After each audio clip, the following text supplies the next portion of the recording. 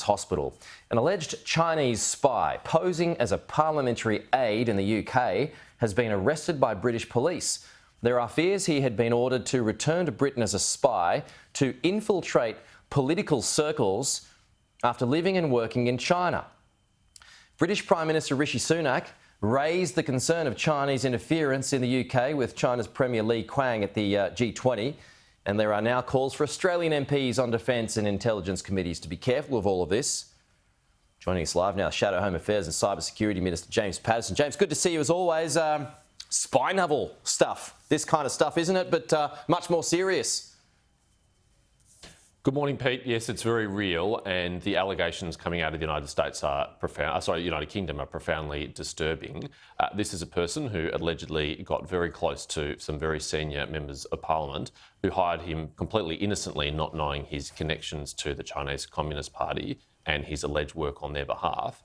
And it's possible that he not only undermined the work of those groups and those MPs, but also passed intelligence back to the Chinese government.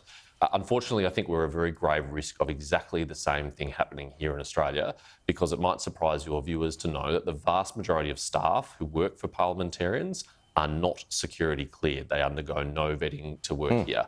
It's only ministerial staff who are vetted, but if you're working for a government backbencher or an opposition shadow minister or indeed an opposition backbencher, you are not typically vetted, even if your boss is a member of the Intelligence and Security Committee or indeed the new Statutory Defence Committee, which will be established to oversee things like AUKUS, which are highly sensitive.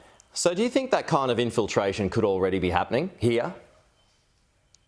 I don't want to publicly speculate, Pete. All I can say is that we are very vulnerable to that sort of thing, and we know that it is a top priority for foreign intelligence services to place people close to people of influence and people who have access to information, and that and members of Parliament fit both of those categories.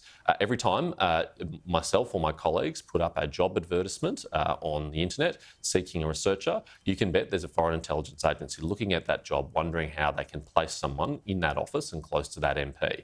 ASIO assesses that foreign interference and espionage are our #1 security threat, and we know particularly in the context of AUKUS that the secrets and other sensitive information that MPs will be privy to are in very high demand to foreign intelligence agencies, and they'll be absolutely trying to get whatever they can out of us. Pretty basic question here. What goes into vetting? There's a range of different vetting levels. There's baseline and negative vetting, and there's top secret vetting, and you have an appropriate level of vetting which is based on the level of information you have access to.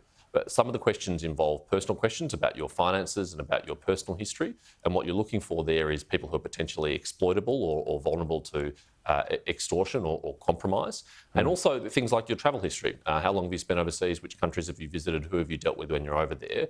In case that it was possible that you were recruited or cultivated while you're overseas, as has allegedly happened in this instance. Would you not get suspicious though? I'm not an MP, I wouldn't know, but wouldn't you get suspicious if, you know, an aide or someone like that was kind of piling you with this information? You should be, and I encourage all my parliamentary colleagues to be alert for the signs of unusual or suspicious behaviour from their staff or any other close associates, people who are asking them persistent questions, unusual questions, questions about their work that isn't routine or normal. But the truth is that our adversaries are very sophisticated. There's a bit of a rumour sometimes, or an innuendo sometimes, that in the case of the Chinese Communist Party, that the main threat that they pose is only through signals intelligence, and their cyber capabilities are very sophisticated. But this case is a wake-up call that their human intelligence capabilities are equally sophisticated. And no one should make the false assumption that it is only people who are of Chinese heritage or ethnicity who are potential spies. In this instance, it is someone of Anglo ethnicity and background who was a UK citizen.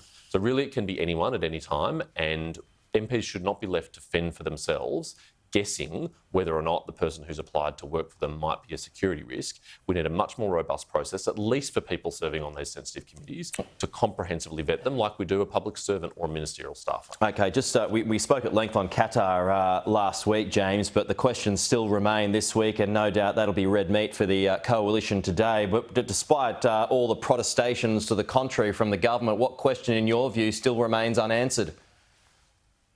Well, this has gone from bad to worse to catastrophic for the Albanese government, and particularly for Catherine King. I think we had the 8th possible explanation from Richard Marles on your colleague's program yesterday here, Pete. I mean, this government is absolutely dissembling on this issue. And really, we just have one question. What's the real reason that you turned Qatar down? What is it? Is it protecting Qantas profits? Is it protecting human rights or national security? Is it because of the Yes campaign and the support that Qantas is providing to that in the form of free flights for Yes campaigners and endorsements? What is the real reason? That's what the Australian people deserve to know. OK, James Patterson, as always, good to see you. We'll talk to you soon.